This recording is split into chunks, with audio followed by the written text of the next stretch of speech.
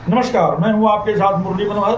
आज हम एक ऐसे शख्स का किस्सा बताने आपको जा रहे हैं जिनसे प्रधानमंत्री डरा करते थे। श्रीमती इंदिरा गांधी डरा करती थी, राजीव गांधी डरा करते थे, विश्वनाथ प्रताप सिंह डरा करते थे, जिनसे चौधरी चरण सिंह डरा करते थे। इन लोगों का मानना था कि एक शख्स जो भारत का प्रधानमंत्री बनना चाहता है, जो कभी लाल बत्ती नहीं लिया, लाल बत्ती हमेशा ठुकराते रहे, कभी मंत्री नहीं बना तो भारत का सीधे प्रधानमंत्री, किसी और नहीं बल्कि हम बलिया के बाबू साहब यानी चंद्रशेखर का किस्सा आपको बताने जा रहे हैं।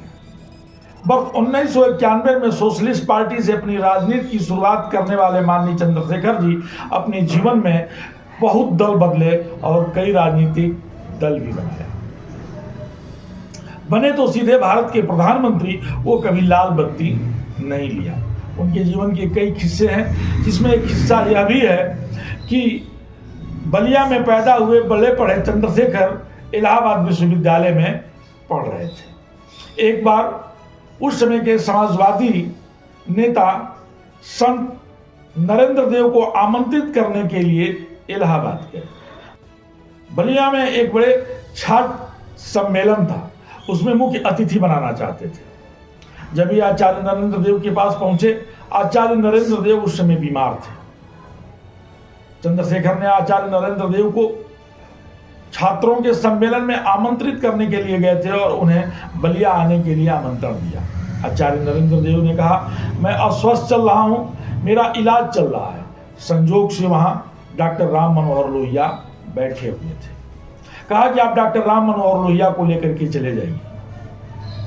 डॉक्टर राम मनोहर लोहिया ने कहा कि कलकत्ता में हमारे पार्टी के राष्ट्रीय कार्यकारिणी की बैठक है, हम कैसे जा सकते हैं। चंद्रशेखर ने तुरंत समाधान पेश किया, कहा कि आप बलिया आइए, हम बलिया से आपको जीप से बक्सर छोड़ देंगे और बक्सर से कलकत्ता जाने वाली ट्रेन में बैठ करके आप चले जाइए। डॉक्टर राम मनोहर लोहिया ने उनके इस प्रस्ताव को स्वीकार कर लिया।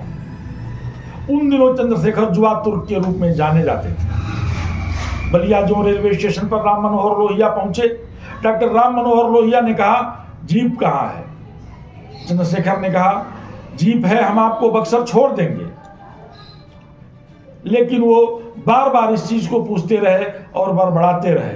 चंद्रशेखर ने सोचा, जो इतना बड़ा आयोजन किया है, जो जुआ तुर्क है, वह जीप की व्यवस्था किया होगा और उनको बक्सर छोड़ेगा।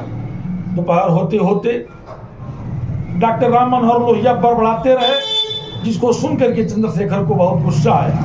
चंद्रशेखर ने बड़े बेबाकी से कहा, उधर है आपकी जीप और वो जाता है बक्सर को रास्ता, आप चले जाइए। यह बात सुन करके राम मनोहर लोहिया अवाक रह गए। राम मनोहर लोहिया ने सोचा भी नहीं था कि इस तरह से चंद्रशेखर हमको कभी जवाब दे देंगे।